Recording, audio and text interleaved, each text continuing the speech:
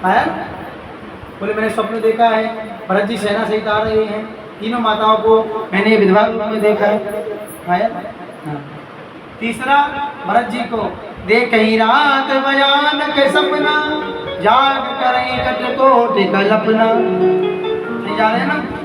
चौथा, सपने बानर लंका जारी, सपने बानर लंका जारी, हो जात धान से दास हमारी, जात धान से हमारी, हो सपने बानर लंका जारी, सपने बानर लंका जारी।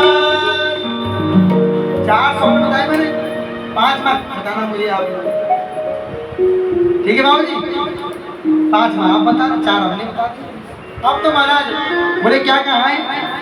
स्वप्न चौपाई में आ गया।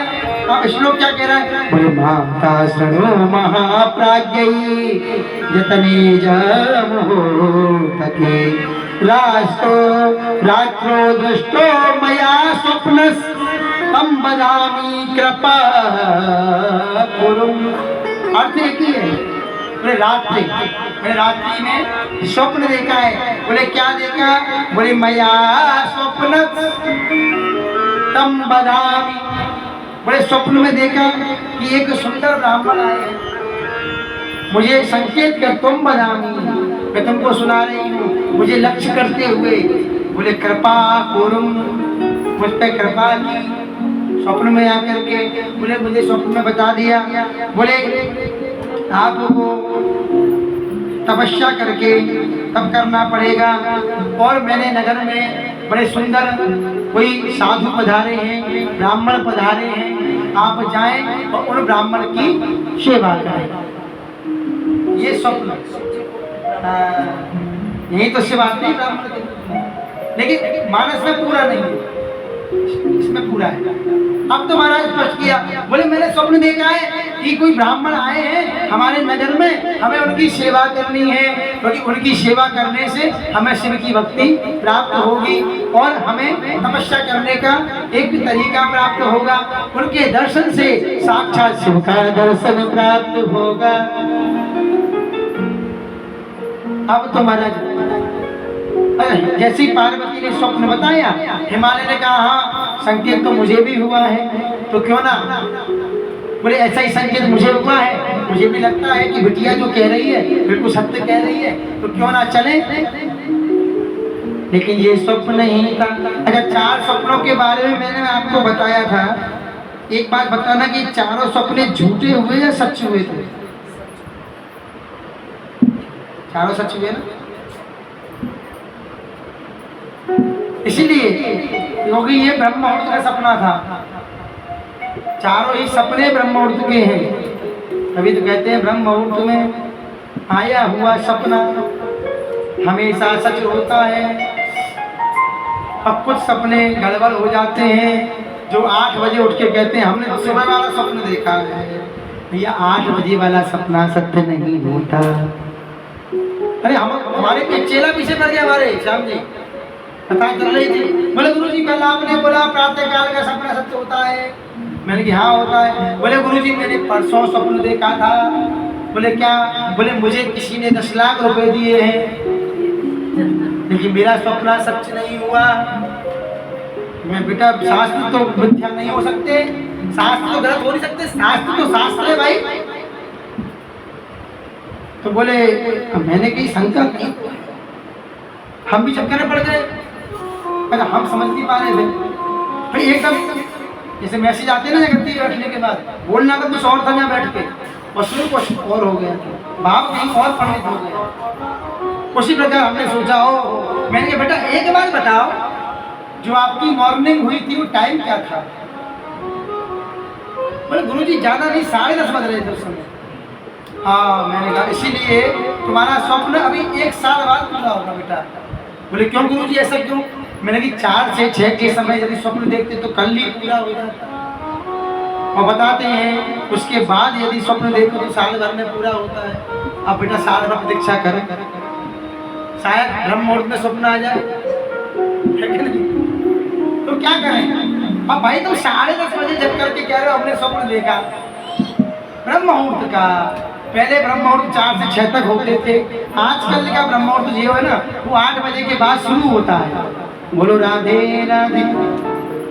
कोई व्यक्ति 10 बजे जगने वाला हो, यदि वो 7 बजे जग जाए तो महाराज पूरे घर में ऐसा आनंद रहता है कि आज हम 7 बजे जगे, जल्दी जगे, सुबह सुबह जग गए। वाह क्या बाबू जी, ये बात है कि राधे राधे बोल दो एक बार जोर से, राधे राधे।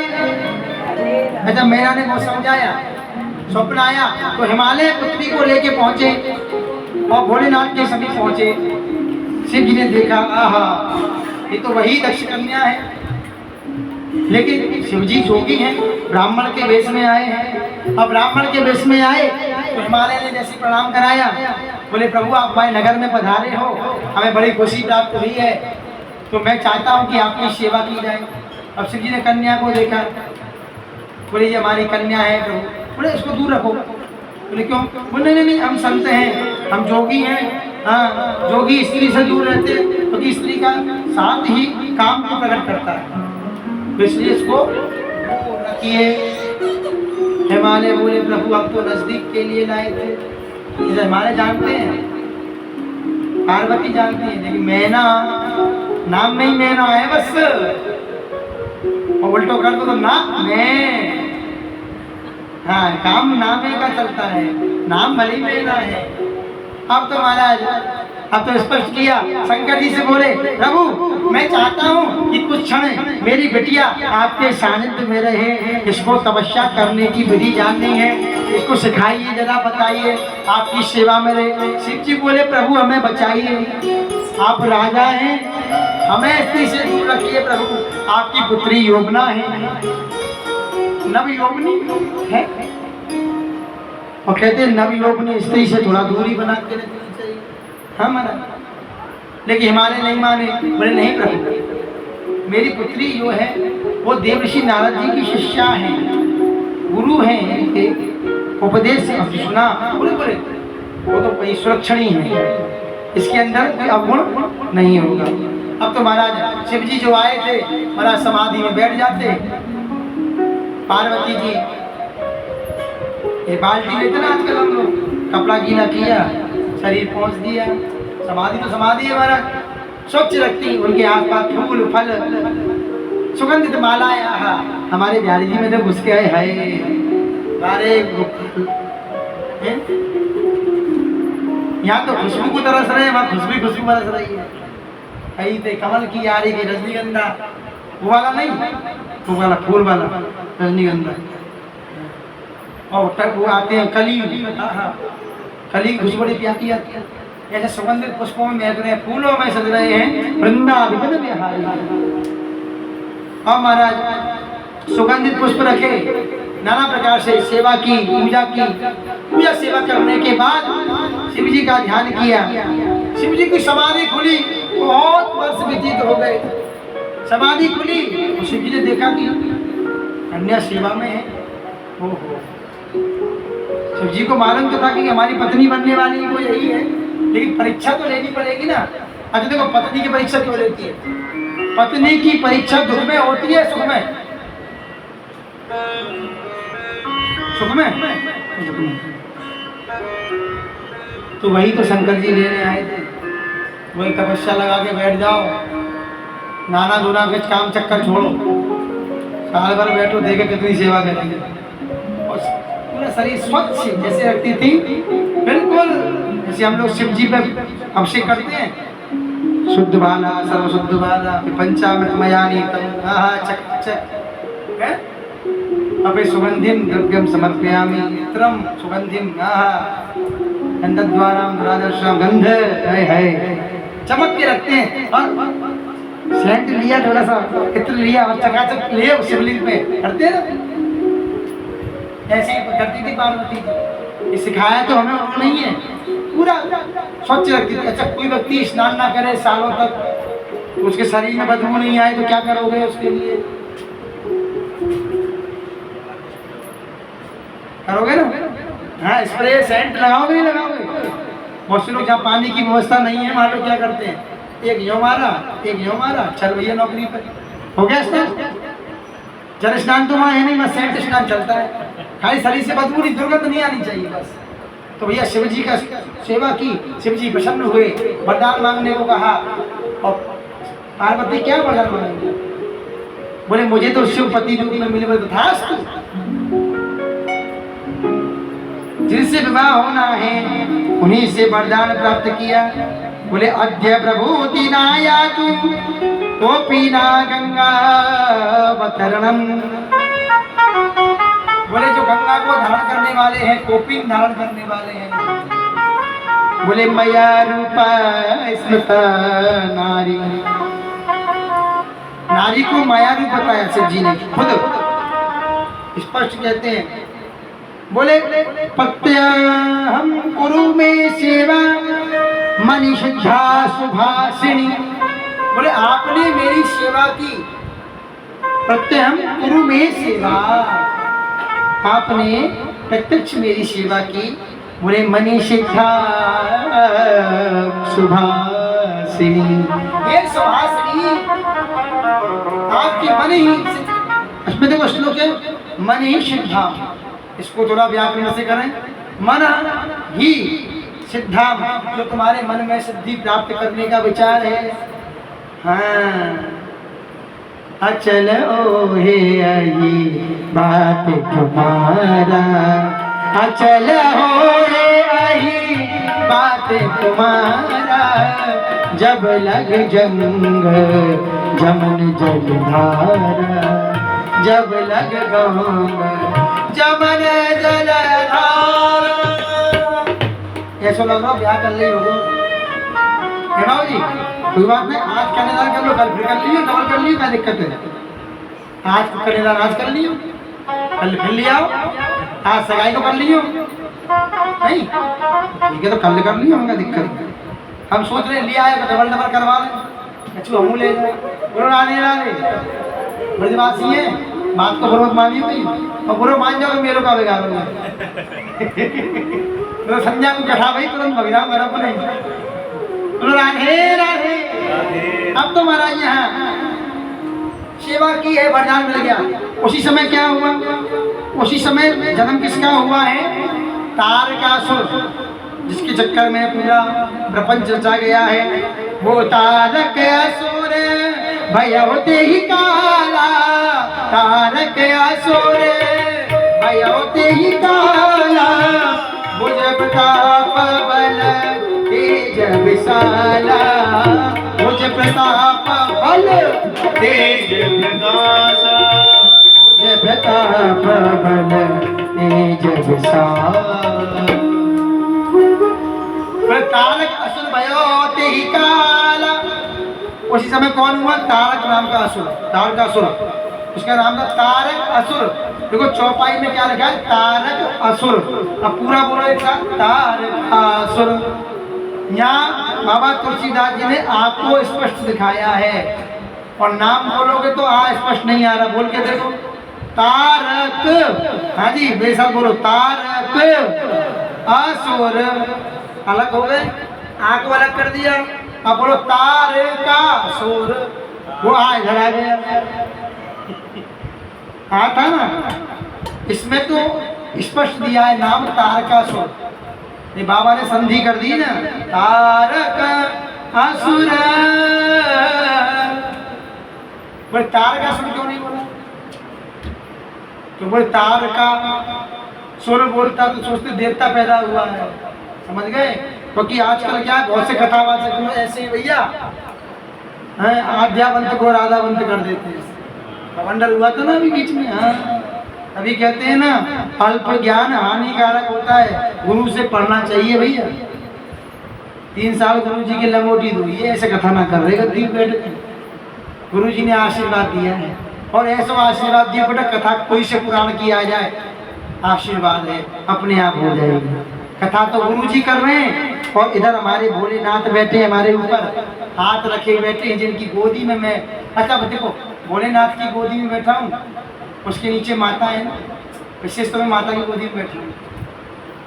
तो भैया माता की गोदी में बैठा, तो भैया कथा तो कथा भगवान स्वयं करते हैं। अब यहाँ तारकासुर का जन्म हुआ, अब तो देवता सब घबरा गए और सारे देवता घबरा गए, घबराने लगे महाराज।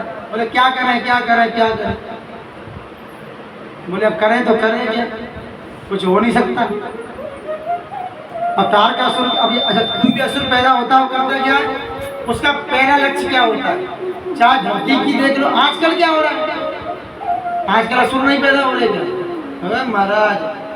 अभी एक बवाल हुआ है कुछ दिन पहले, वो भी तो असुर ही है ना। जो किसी को कष्ट दे, किसी की हत्या करे, किसी का वध करे, हमारे प्रभु श्री राम की यात्रा को रोके, हमारे कृष्ण की यात्रा को रोके, यात्रा में विघ्न डाले, भक्तों को कष्ट दे, भक्तों को सताए, उसको क्या कहा जाता है, असुर कहा जाता है ना। देखत यज्ञ निशाचर धावई, मैं नहीं कहता, देखो कहाँ से प्रमाण आ रहे हैं, सोचो कोई चौपाई कहाँ की है, यहाँ मैंने लिख रही मेरे पास, ये तो खाली इसी प्रसंग की है, कोई अलग से आती है वो बाबा की कृपा है बैठे ऊपर।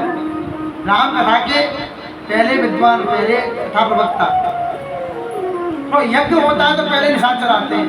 अच्छा देखो कोई भी काम कराना, कोई धर्म का काम कराना, कथा भागवत, उसमें कोई ना कोई अड़ंगा जरूर लगाएगा, चाहे तुम्हारा परिवार का ही हो, खास रिश्तेदार हो, पड़ोसी हो, कोई भी हो सकता है, एक्स वाई जेड कोई भी हो सकता है, वो पंगा जरूर करेगा उसका। लेकिन हमको करना क्या है, हमें धर्म में रिश्ता नहीं देखना, ध्यान रखना, धर्म तो धर्म है, धर्म में रिश्तेदारी नहीं चलती। रिश्तेदार तो करो महाराज जी 500 रुपये दे रहे हो तिलक करके, हमने तो कथा कराई 50-50 की देते रोज, हम तुम 50-50 की दो, जिस मान ने 500 की रखी 50 निकाली, इसका मतलब ये मैं सोचता मैं इसलिए कह रहा हूँ करते तो मोदी हूँ ना, मेरा भाव ऐसा होता ही नहीं। मेरी कथा में बाबू जी केवल 2 चीज़ रहती हैं, पैसे के लिए आज तक नहीं बोला जीवन में, 4 दिन तुम्हारे सामने आगे कभी नहीं बोलता हूँ। मेरी कथा भी पढ़ी, सुन लेना, यूट्यूब पर बहुत सारी पढ़ी है लाइव। स्पष्ट क्या है, मेरी कथा में केवल 2 चीज़ चाहिए भैया। मैंने आपसे बोला था, एक बात मैंने स्पष्ट बोली थी, कथा में आओ बिना प्रणाम किए, कथा आपने सुनी तो कथा का अधिकार आपको नहीं मिलेगा, फल नहीं मिलेगा। आओ कथा को प्रणाम करो, कथा पर जो व्यास जी विराजमान है उनको प्रणाम किया, तब तो आपको कथा का फल मिलेगा, नहीं तो फल नहीं मिलेगा। आए सीधे बैठ के डायरेक्ट कोई फायदा नहीं, आपने सुना नहीं सुना बराबर है। हाँ क्योंकि इतने घंटे में बैठे तो फिर क्या, वो सब बेकार गए तुम्हारे, क्योंकि तुम झुके नहीं, तुम्हारा लोटा भरा हुआ आया, यदि अपने लोटे को खाली करके लाते, उसको उल्टा करते, उल्टा कैसे होगा, हाँ तो लोटे को खाली करो। झुकने से क्या होता है, जब हम अपने पापों को लेके आते हैं, दिन भर के पाप जो कर रहे हो ना, उनको लेके आते हैं, यहाँ आपने प्रणाम किया, वो तुरंत सर से टपक के नीचे गिर जाते हैं, मेरा अपना वो पाप नीचे गिर जाते हैं, और जब खड़े होते हैं हमारी आंखें देखती हैं, सीधा पुण्य सवार होता है। फिर आप बैठ के देखना, जो प्रणाम करके कथा सुनते हैं ना, उनका कथा में मन लगता है, और जो बिना प्रणाम किए कथा सुनते हैं उनको लगता है कि कब 6:30 बजे। सत्य बता रहा हूँ, आप बहुत कथाएं में जाते हो, आनंद लेके स्वांता सुखाए, अपने लिए कथा करो, जिस्मान को रिझाने के लिए नहीं, पब्लिक को रिझाने के लिए कथा नहीं की जाती। आजकल लोग जनता को रिझाने के लिए कथा कर रहे हैं। अब रिझाने का काम किसका होता है वो मैं अब स्पष्ट नहीं बोल सकता, क्योंकि वीडियो है, ये डालनी भी पड़ेगी। समझदार आप सब हो, दूसरे को कौन रिझाता है, गणिका। हम गुरु से गणका बनते जा रहे हैं, ब्रह्म जाने की ब्राह्मणा, हम गुरु से गणका बन रहे हैं। बाबूजी गलत मत समझना मेरी बात को, जिस्मान को रिझा रहे हैं। नो बटरिंग, 25 साल हो गए कथा करते हुए, 38 साल 39 की उम्र हुआ है, किसी जिस्मान को मक्खन नहीं लगाया। आज की भाषा में बोलते तेल लगाना, बोल देते ना, कभी नहीं। आपने क्या भी कथा की, सम्मान सबका किया, हमसे बुजुर्ग हैं, हम सम्मान इनका भी करते हैं। माता जी का करते हैं, आपका भी सबका करते हैं। क्यों? मैं यहाँ बैठा हूँ तो आपसे मैं श्रेष्ठ हूँ सब। आपने मुझे गद्दी से नीचे कभी देखा है ईगो में कि महाराज जी आए हो, महाराज जी ने प्रवेश किया, आप खड़े नहीं हुए, महाराज जी का मूड ही खराब हो गया। अब महाराज जी कथा नहीं कर पा रहे, बोले संगीत वालों ने प्रणाम नहीं किया, पब्लिक उठी नहीं, पंडित ने बताया नहीं, ये नहीं किया, ये क्या है? वेस्ट ईगो है, फालतू की ईगो। इसलिए लोग कर क्या रहे हैं? तो रिझाने वाला नहीं है। अरे रिझाना किसको है? रिझाना है तो गोविंद को रिझाओ ना, ठाकुर जी को रिझाओ है, उसको यहाँ बैठ के रिझाओ। तो तुम्हारी जुब्बा पे बैठ के कथा वो करेगा, तुम वो बोल दोगे जो तुमने जीवन में पढ़ा ही नहीं है, तुम वो बोल दोगे जो तुमने गुरु से सीखा ही नहीं है, तुम वो कह दोगे जो तुमने सुना ही नहीं है। तुम खुद अचंबा करोगे कि मैं क्या बोल आया। क्योंकि रिझाने के लिए कथा ना करें। आजकल हो रही है इसलिए थोड़ा बोलना पड़ता है। अच्छा ये बता दूं, जो वक्ता थोड़ा स्पष्ट बोलते हैं उनकी कथाएं लोग कम कराते हैं। मैंने देखा है जिनके पैकेज 5 लाख के हैं, कथा की डेट खाली नहीं है। हमसे कोई पूछता है महाराज जी पैकेज में दिया, पैकेज हमारा ही नहीं, हम लोग व्यापारी नहीं है ना, पैकेज तो व्यापारियों के होते हैं। बोले फिर आप क्या करते? कुछ तो पैकेज होगा। पैकेज नहीं है भैया, हमारा पैकेज नहीं है कोई। तो बोले खर्चा तो होगा। मैं हाँ खर्चा ये है, हमारे संग में जो कुछ हैं ब्राह्मण हैं, हमारे संगीत आचार्य हैं, हमारे जो रहते हैं 2-4 लोग, उनके लिए दक्षिणा है, जो उनका शुल्क है दक्षिणा, और आचार्य जी का है, प्लस आने जाने का जो है वो खर्च बस। बोले महाराज जी आपका पैकेज पेमेंट, भैया पेमेंट नहीं लेते हैं, पेमेंट नहीं लेते। पेमेंट कौन लेता है? नौकर। आजकल पेमेंट मांगते हैं जजमान से। अब पेमेंट मांगा तो जजमान के गुरुजी हुए नौकर। श्याम जी बात थोड़ी स्पष्ट बोलता हूँ, तभी लोग थोड़ा सुनना कम सुनते हैं आजकल, अच्छे लोगों को कम सुनते हैं, स्पष्ट को कम सुनते हैं, है नहीं? जजमान से दक्षिणा मांग रहे हो तुम, अपनी मेहनता ना मांग रहे हो। क्या मांग रहे हो? तनख्वाह। तनख्वाह किससे ली जाती है? नौकर से या मालिक से? सही बताना बाबू जी, माता जी तनख्वाह किससे लेके ली जाती है? नौकर से या मालिक से? गुरु जी तनख्वाह मांग रहे हैं तो बोले हमारा इतना है, तनख्वाह ली और पैसे तुमने दीक्षा दे रखी है उनको, वो मालिक हो गए ना, नौकर हो गए। इसलिए कथा विकृत लोग आजकल हो रहा है ना, कथा बेची जा रही है। हमारे गुरु ने जो कथा सिखाई थी, पिताजी ने भी स्पष्ट कहा था बेटा बेचना नहीं। माता जी 25 साल हो गए आज तक का जीवन है, कथा नहीं बेची। अब तुमको भैया भजन संध्या करानी है, सबका बता देंगे, अपना नहीं बताएंगे। जो श्रद्धा हो मुट्ठी बांध लेते जैसे, क्योंकि हमें गुरु बनना है, गण का नहीं बनना है। व्यास बनना है, व्यापारी राशि एक मिलाते जाना है। हाँ कुछ बातें राशि की मध्य बोल। व्यास बनना है, व्यापारी राशि से में सब गुरु और राधे राधे, व्यापारी और हमें व्यास बनना है, व्यापारी नहीं बनना।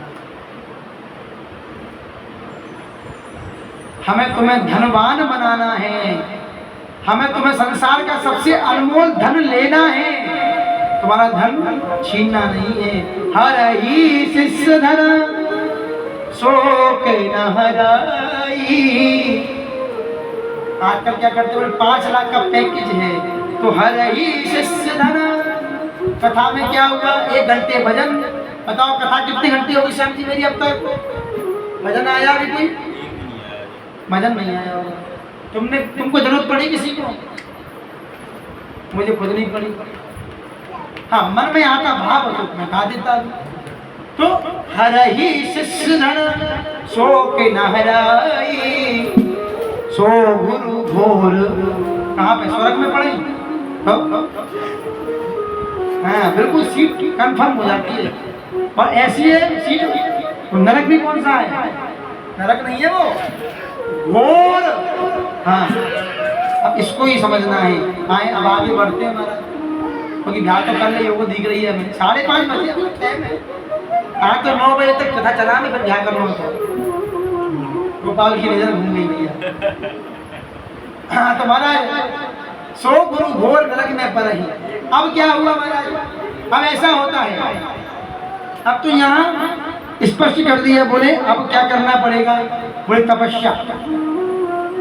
तपस्या से बनी तो शक्ति नहीं। तार का सुर पैदा हुआ, कथा नहीं चल रही थी, देवता परेशान हुए, आक्रमण किया, उनको परेशान किया।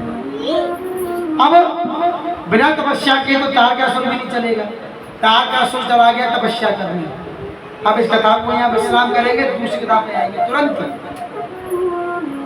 हाँ जी, कथा तुरंत बदलनी पड़ेगी।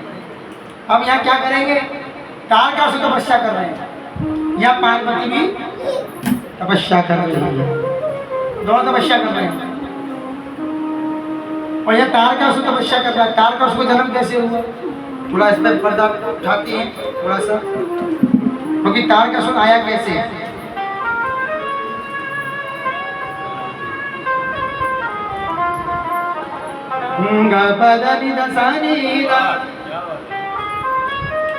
अब यहाँ पर यहाँ हुआ ऐसा कि तारकासुर का जन्म कैसे हुआ, ये संकेत किया है। नारद जी ने पूछा, बोले प्रभु बताओ। पिताजी बोले बिल्कुल बताएंगे बेटा, सुनो। बोले एक बार क्या हुआ, आपने सुना होगा कि जब भी होता था देवता दैत्यों को मारते थे, समुद्र मंथन हुआ, दैत्यों का वध किया। नरसिंह भगवान ने हिरण्याक्ष बन करके, नरसिंह भगवान ने किसका वध किया, हिरण्याकश्यपु का। 12 ने हिरण्याक्ष का, 12 बने तो हिरण्याक्ष को मार दिया। इतनी बड़ी दुखी हुई, एक बचे थे, नरसिंह मरे, हिरण्याकश्यपु को मार दिया। कहने का अभिप्राय सीधा है, रावण बने तो राम जी ने मार दिया, कंस बने तो कृष्ण मार दे। कुल मिला के बात ये है कि कश्यप ऋषि की संतान है ना, देवता और दैत्य कहता है ना आपको। एक पत्नी है दिति और एक अदिति। अदिति के कौन है, देवता, और दिति के दैत्य हैं। समझ जाओ, संसार में जो दैत्य घूम रहे हैं वो किसके पुत्र हैं, दिति के। और जो देवता घूम रहे हैं वो अदिति के। दैत्य कितना भी कुछ कर रहे हैं, लेकिन जब देवता अपनी पर आ रहे हैं तो सीधा बुलडोजर पहुंचता है। हाँ, बोले तुमने तो एक आदमी चपकाया है बेटा, मिटाना है, किसी को मिटाना है तो उसकी हस्ती को ही मिटा दो, है कि नहीं? है नहीं? कहते ना मस्ती है तो हस्ती है। हस्ती भी कब बनती है जीवन में। कुछ लोगों को पैसा होता है, हर चीज है, लेकिन ऐसे बैठे जैसे कि ना स्माइल, ना चेहरे पे हंसी, ना रसिकता, बिल्कुल सूंघ, उनको बोलते सूंघ। कहते ना मस्ती जीवन में जिससे खत्म हो गई वो व्यक्ति मर गया, वो खत्म है, वो जिंदा लाश चल रही है। क्योंकि जिसकी मस्ती नहीं है, चेहरे पे हंसी नहीं, बोले मस्ती है तो हस्ती है, वरना प्यारे डूबती हुई कश्ती है। इसलिए क्या करना है हमको, हाँ, हस्ती को बचा के रखे तो मस्ती रखो, मस्ती रहेगी तो हस्ती बची रहेगी। हम यहाँ आया तपस्या की है। तारकासुर का जन्म हुआ, क्यों हुआ, क्योंकि दिति घबरा गई, बार बार बोले मेरे पुत्रों पर ही कष्ट आता है। भाई पति पत्नी की बात माननी पड़ती है ना, इसलिए कहते भैया एक विवाह करो, सुखी रहना है। 2 पत्नी कश्यप जी की थी, सोचो, वो इधर खेचे वो इधर खेचे, 2 पत्नी बड़ी झगड़ा खतरा हो जाता है। एक सेठ जी थे, आज पदश्वन सेठ जी को ही, तो हर बार ब्राह्मण को सुनाते रहेंगे का। अब क्या हुआ, एक सेठ जी थे, अब महाराज उनकी शादी हुई 2। पहली पत्नी रहती थी ऊपर वाले पे और दूसरी ग्राउंड फ्लोर पे रहती थी। दोनों के फ्लोर बटे थे, बीच में क्या होता है, दोनों फ्लोर पे जाने के लिए सीढ़ी, जिसको बोलते हैं पुरानी भाषा में जीना। हाँ जीना का भी अर्थ बताएंगे तुम्हें कभी, और ब्रज में बड़े बड़े अर्थ होते हैं महाराज, एक शब्द का अर्थ है। हाँ प्रभु जी, अब महाराज सेठ जी की शादी हुई 2। अच्छा, अब सेठ जी के यहाँ क्या होता है, सेठ जी दोनों एक बार यहाँ रुकते, एक बार वहाँ रुकते, दिन यहाँ तो रात वहाँ, रात यहाँ तो दिन वहाँ, ये टाइम टेबल बनाते। और क्या, 4 पैर में 2 पैर दुकान पे, 2 पैर ऊपर नीचे, हो गए 4 पैर। 4 पैर से बात अष्टांग करते नहीं थे। राधे राधे। अब महाराज, अब सेठ जी क्या हुआ, सेठ जी आए घर पे। अब सेठ जी आए तो वो कहे मैंने चाय बनाई है, मैंने कॉफी बनाई है, चक्कर पड़ जाता किसकी। तो सेठ जी ने क्या किया, जीना में बैठ गए बीच में, क्योंकि वो टाइम ऐसा है कि दिन का टाइम है, उसके बाद जाना है। अब ऊपर गया तो वो गुस्सा, बीच जीने पे सीढ़ी पे बैठ गए, बोले चाय, बोले तुम ऊपर क्यों गए, बोले नहीं देवी मैं ऊपर नहीं गया। अरे तुम ऊपर के चाय लेके आए हो, बोले गौर से देखो मैं बीच सीढ़ी पर हूँ। तो मैं, याद है कथा नरसिंह भगवान की, क्या कहा था, वो देवी इसलिए मैं ऊपर हूँ, मैं कहा हूँ बीच सीढ़ी पर। हाँ देवी नहीं है, सीढ़ी, बीचों बीच बैठ गए, इधर से कॉफी उधर से चाय। जी अग्रम बुद्धि बाणिया, अच्छा यहाँ तो बढ़िया तो अरे भूल गया भाई जजमानी कैसे है। हाँ अग्रम बुद्धि, भाव जी मैं नहीं कहता, अग्रम बुद्धि बाणिया, मध्यम बुद्धि जाट, और तुर्क बुद्धि तुर्कणा। तुर्कणा किससे कहते हैं, अभी स्पष्ट बोलूंगा तो वो लग जाएगा, एक्ट लग जाता है। हाँ ये लंगर हो रहे, समस्या हो गई, कनामाचकों की बोल नहीं पाते, जो बाल दाढ़ी काटते हैं उसको बोलते हैं तुर्कणा, समझ गए। तुर्क बुद्धि तुर्कणा, और बामन चौपट चाट। बामन चौपट चाट क्यों लिखा, लेकिन बामन से बड़ा बुद्धिमान कोई नहीं है।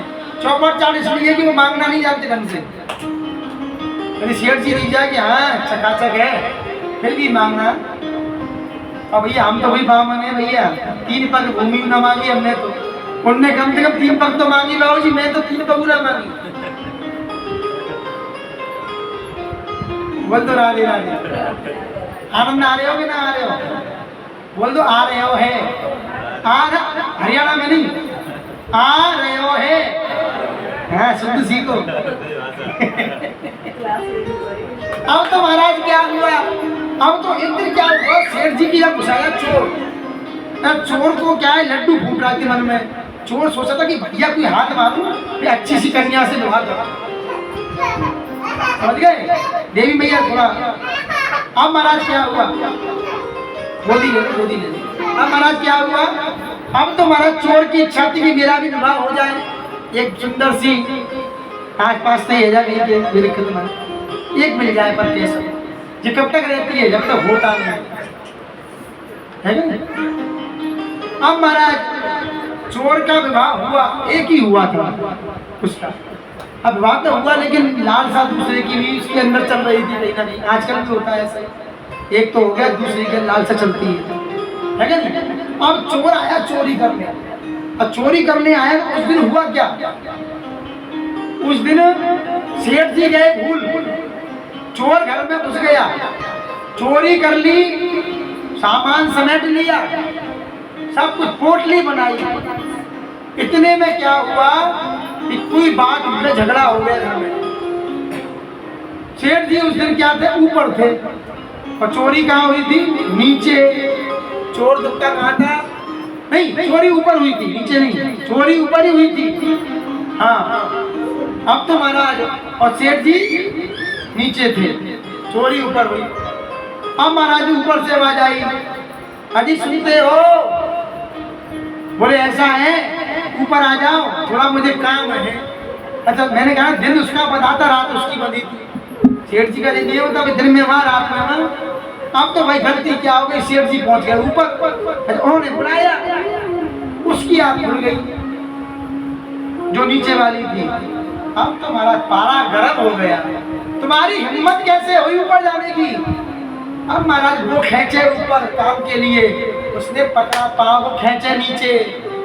ऊपर वाली बोली सुनो तो सही, मैंने काम के लिए बुलाया है। नीचे वाली बोली यहाँ आ जाओ, इधर है। ऊपर नीचे, बीच में क्या था, गद्दा या सीढ़ी? हाँ हाँ कितना आनंद आ रहा होगा उसको। ऊपर वाली ऊपर खींचे हाथ पकड़ के, और नीचे वाली चोर को निकलने का मौका क्यों नहीं मिला? सीढ़ी जाम थी, सीढ़ी पर ट्रैफिक था कि नहीं भाई? कभी कभी आपने देखा होगा, कभी कभी गाड़ी ऐसे फंसती है कि एक गाड़ी तो आड़ी लग जाती है, इधर वाली ऐसे इधर वाली ऐसे, तो आदमी निकल पाता है नहीं ना, क्योंकि वो ट्रैफिक गलत लगा है। यहाँ भी कोई था, वो 2 पे तो निकल जाता चोर, लेकिन बीच में जो चल रहा था इधर इधर पीठ सब छिल गया। और पता है चोर चोरी भूल गया, पोटली को रख के ऐसे देख रहा था। बड़े गौर से देखे, बड़े गौर से देखे, वो भूल गया मैं यहाँ क्यों आया था, और बहुत जोर जोर से रोने लगा। चोर रोने लगा, और जैसे चोर रोया ऊपर वाली ने छोड़ दिया, तो सेठ जी नीचे आए। अब वो देखा तीनों का ध्यान, बोले ये कौन? बोले तू क्यों रो रहा है? सेठ जी बोले देखो, लगता है कि मेरे दुख से दुखी है इसलिए रो रहा है, ये चाहता है कि तुम मुझे छोड़ दो, मेरी गति मत करो। फिर सेठ जी को होश आया कि भाई घर में तो 3 लोग ही रहते हैं, ये है कौन जो पूरी पिक्चर को देख रहा है बैठ करके, लाइव टेलीकास्ट होगी, ये है कौन? बाद में होश आया कि चौथा है कौन, अब वो रो रहा है। सेठ जी बोले भैया तुम क्यों रोते? बोले मैं सेठ जी आपको देख करके आज दुखी हो गया, मैंने सोचा था कि मैं भी विवाह करूंगा तो चोरी करके कुछ धन कमा लेता हूँ, मैं आपके यहाँ चोरी करने आया। बोले किसके लिए? बोले चोरी से धन कमा लूं बढ़िया, और उससे बढ़िया सुंदर सा विवाह करूंगा। आज आपके यहाँ आके मुझे मालूम पड़ा कि विवाह के बाद ये स्थिति होती है। अब ये धन पकड़ो, मैं जा रहा हूँ भजन करने के लिए। बोलो राधे राधे। अब सोचो 2 पत्नी वाले का क्या होता? तो इसकी कितनी पत्नी थी? कश्यप ऋषि जी की 2, दिति और इधर खींचा आदित्य ने। तो कथा कहाँ से कहाँ पहुंच गई? अब महाराज आदित्य बोली कि इधर आओ स्वामी, मुझे अपने देवताओं के लिए कुछ बात करनी है, पुत्रों के लिए। दिति बोली जब देखो उधर ही उनको ले दिया स्वर्ग लोग, मेरे पुत्रों को पाताल फेंक दिया है, नीचे घुसा दिया, उनकी कुछ सुनता नहीं। लेकिन कश्यप जी समझाते हैं जो होता है कर्म से होता है, कर्म प्रधान विश्व से राखा। लेकिन माँ मानती है क्या?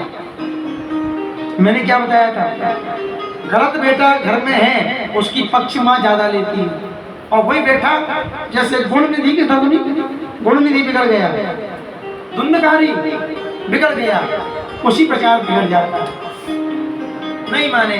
कश्यप ऋषि ने उपाय बताया, बोले एक काम करो, तुम्हें एक व्रत करना पड़ेगा, इस व्रत से तुम्हारे बड़े सुंदर पुत्र होंगे, बोले तुम गर्भवती होगी और तुम्हें बड़ा सुंदर पुत्र पैदा होगा जो देवताओं को पराजित करेगा। बोले व्रत करना है। बोले व्रत में मुंह झूठा सोना नहीं है, इसको पुंसवन व्रत भी बोला जाता है। बोले झूठे मुंह सोना नहीं है, हाथ पैर धुल के सोना है, जाप करते रहना है। अब तो महाराज दिति रोज सोती, इंद्र को खटका हो गया, इनके पेट में गर्भ आ चुका है, अब क्या करें भाई? बोले ये बड़ा हुआ तो हमें मारेगा। इंद्र आया, मौसी जी, मौसी तो लगी, ताई लगी, मौसी सही बता दे, क्योंकि 2 पत्नियां मैंने देखी नहीं घर में आज तक, तो दूसरी कौन लगी?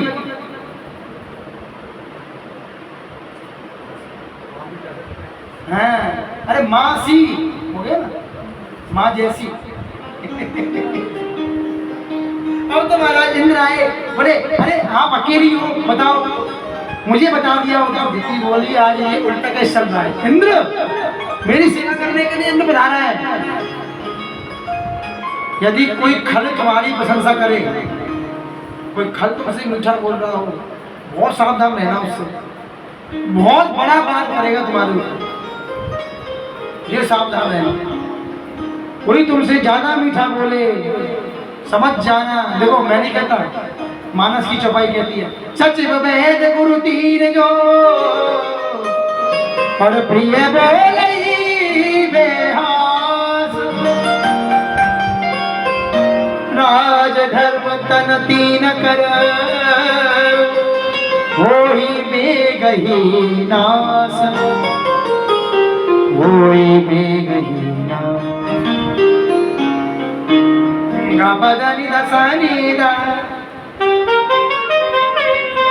अब तो महाराज होए बेगही नास। जी ज्यादा मीठा होता है वो अपना नाश कराता है। देखो तो मीठे गन्ने को कोल्हू में पेला जाता है। इसलिए बोले इंद्र मीठा बन के आया, मीठा बन के आया। बोले माता जी मैं आपकी सेवा करना चाहता हूँ। बोले सेवा करोगे? बातों में उलझाया। अब इंद्र सोती पैर दबा देता, क्योंकि उसको तो उसे खत्म करना है जो इन देवताओं को कष्ट देने वाला है। अब एक दिन क्या किया इंद्र ने, कुछ सोते समय खिला दिया, सेवा कर रहा, बात बात करता रहा। बोले वो कुल्ला करा दी। बोले माता जी करिए ना। बोले मैं पैर दबा दूं। तो बात करने लगा। अच्छा देखना कभी कभी आप किसी से ज्यादा बात करो तो उसे नींद आती है शाम को। हाँ महाराज बात की, जब बात की तो माता को नींद आ गई। झूठे मुंह सोई, व्रत खंडित हुआ। इंद्र ने वज्र लिया और गर्भ में प्रवेश कर गया और वहां जाकर के उस पुत्र के कितने टुकड़े किए? 8 टुकड़े। ये 7 किए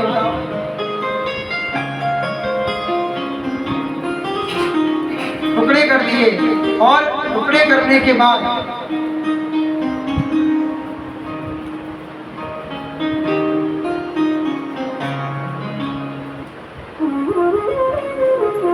एक के 7 टुकड़े किए। एक के 7 टुकड़े करने के बाद इंद्र ने देखा कि वो सभी हाथ जोड़ रहे हैं। बोले भैया हमें क्यों मारते हो, हमने क्या बिगाड़ा है? इंद्र बोला तो ये 7 हो गए, पहले तो एक ही था। फिर 7 के 7 टुकड़े किए। 7 को पहाड़ों बोलो। 7 एकम 7, 7 दूनी 14, 7 3 21। ना बोलो 7 चौक 28, 7 पंजे 35, 7 6। वही तो गणित चल रहा है। कथा के गणित पूरा लगा रहा है। 7। अब महाराज जब ये 49 हुए पैर बन गए। बोले हम तो तुम्हारे भाई हैं, हमें क्यों मारते हो? बोले भाई बन के रहोगे? बोले ठीक है। तो बोले ठीक है, हम भी तुम्हें देवों की उपाधि देते हैं। बोले क्या? बोले आज से तुम हमारे बादल पानी वाला काम संभालोगे देवताओं में। इसको बोलते हैं क्या समझी? जलगड़िया। जलगड़िया बोलते हैं पानी वाला, पानी पिलाने वाले। हाँ बोले बदल बना दिया।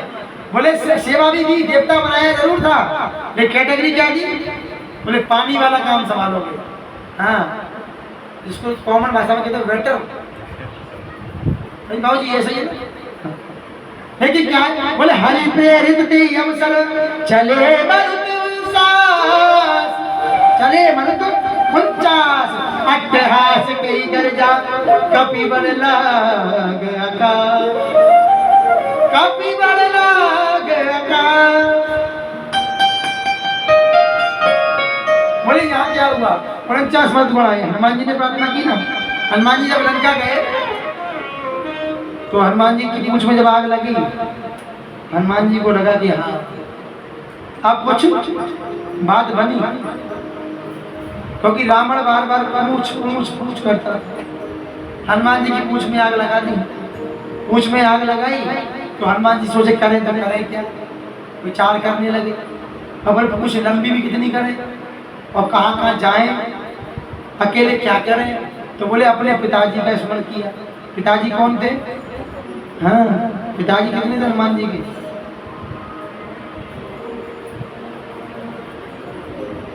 हाँ चक्कर पड़ जाता है कहीं। चलो हम बता देते हैं। शंकर सुवन पहले पिता, केसरी नयन पवन तने बल पवन समाना। कितने हो गए? चौथे आप बताओ।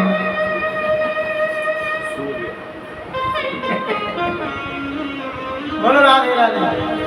तो कहने का अभिप्राय सीधा है,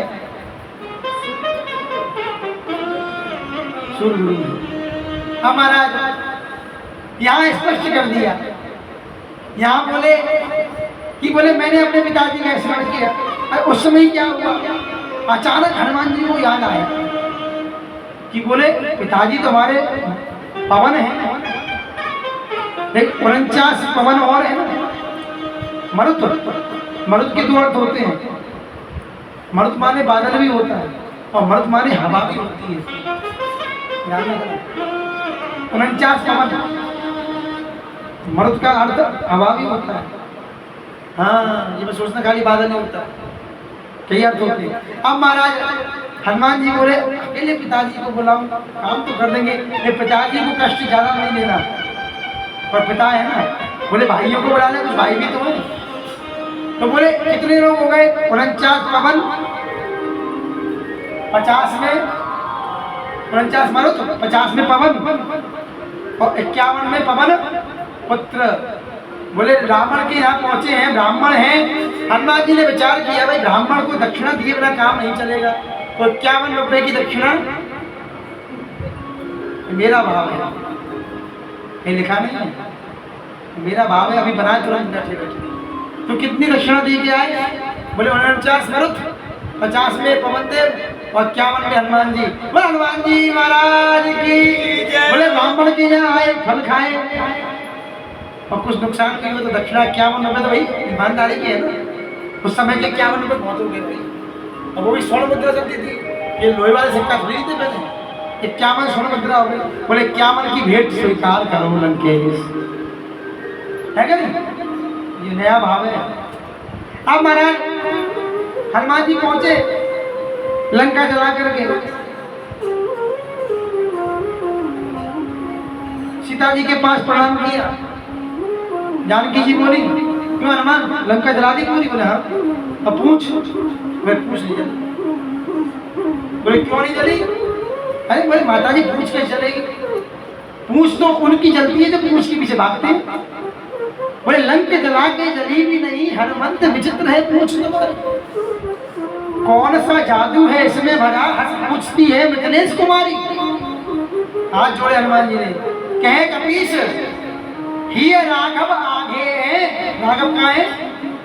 ही राघव आगे है, पीछे है पूछ, रहस्य है बारी। अरे बानर को भला पूछता कौन, श्री राम के पीछे है पूछ हमारी। श्री राम के पीछे है पूछ हमारी। बोले राम जी हैं तभी तो बानर को पूछता है, वरना कौन पूछता? पूछ दो प्रकार की होती है, बंदर वाली पूछ, एक बोले हम गए मैं पूछा नहीं, हमें पूछा नहीं। अच्छा बंदर वाली पूछ फिर भी ठीक है, लेकिन ये वाली पूछ बड़ी खतरनाक है। पूछा नहीं, तेरे बाप ने नहीं पूछा, तेरे भैया ने नहीं पूछा, तेरी भाभी ने नहीं, जहाँ देखा पूछ। तो कि पूछ के पीछे भागोगे तो गड़बड़ हो जाएगा, है ना? हनुमान जी बोले राम जी के पीछे भागो, पूछ अपने आप पीछे भगेगी।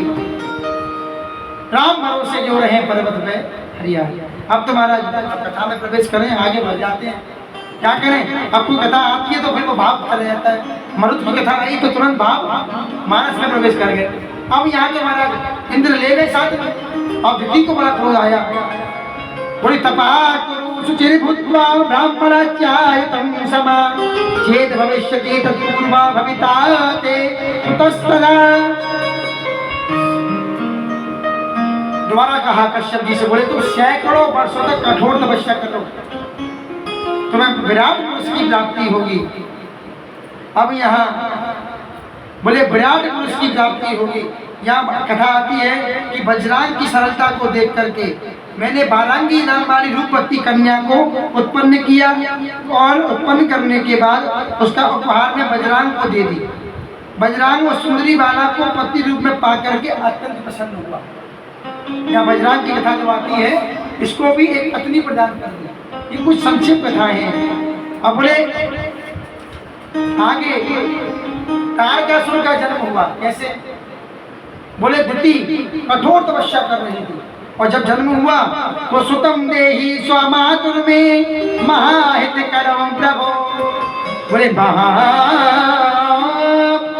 बलम सुप्रतापम सुसमर्थ तपोनिधि। बोले बड़ा सुंदर बलिष्ठ पुत्र उत्पन्न हुआ। जब बलिष्ठ हुआ तो ऐसा नहीं हुआ, हिरण्याकश्यप की कथा सुनी होगी आपने, पैदा होते ही बढ़ने लगे, ऐसा आज होता है। महाराज साल भर तो बहुत संभाल के रखना पड़े बालक को, 6 महीना बाद गर्दन सदमे में लग जाए, मैया बड़े मुश्किल से संभालती है महाराज बेटे, मैं गर्दन नहीं मोड़ने देती है क्या नहीं। और ये देखो गाय का बछड़ा क्या करता है, पैदा होते ही ना कोई गर्दन साधनी ना कुछ साधनी, और पड्डा जो पड़ा रहे उसको कहते हैं पड़ा। भैंस के बच्चों क्या बोलते हैं शुद्ध भाषा में, पड़ा। पड्डा तो दुनिया बोलती है, शुद्ध नाम है उसका पड़ा। बोले होने के बाद जो पड़ा उसको कहते हैं सही है कि झूठे। और गाय के बछड़ों क्या कहते हैं, बछड़ा। हाँ, इसलिए महाराज भैंस का दूध पीने वाले बच्चे क्या होते हैं, आलसी। बोले गुरुजी बुद्धि शुद्ध नहीं हो रही बच्चे की बुद्धि कमजोर है। बोले कौन सा दूध पिलाते हैं, बोले अमूल दूध पीता है इंडिया। कौन सा दूध पिला रहे हैं, अमूल दूध पीता है इंडिया। अच्छा हमारे बदनाम में क्या बोल देते हैं, तो थैली वाला दूध है ना। हमारे एक मित्र हैं, हमने उनसे कहा मैं कि भैया थोड़ा दूध दे देना एक गिलास। बोले महाराज जी कौन सा चाहिए, वो भोजन अच्छा बनाते हैं, हमारे साथ चलते हैं, कभी कभी बताओ।